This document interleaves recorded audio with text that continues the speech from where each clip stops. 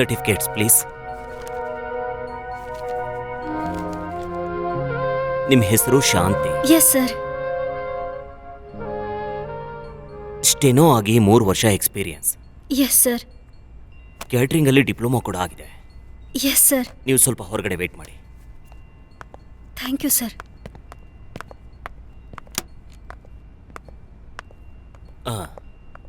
ಈಗ ಬಂದಿದ್ರಲ್ಲ ಅವ್ರ ಬಗ್ಗೆ ನಿನಗೆ ಏನನ್ಸುತ್ತೆ? ಇಂಟರ್ವ್ಯೂಗೆ ಯಾರ್ಯಾರು ಬಂದ್ರೋ ಅವರಲ್ಲಿ ಇವರೇ ಬೆಟರ್ ಸರ್. I C. ಹಾಗಾದರೆ ಅಪಾಯಿಂಟ್ಮೆಂಟ್ ಲೆಟರ್ನ ರೆಡಿ ಮಾಡಿ ಅವ್ರನ್ನ ಒಳಗಡೆ ಬರೋದಕ್ಕೆ ಹೇಳಿ. Okay sir.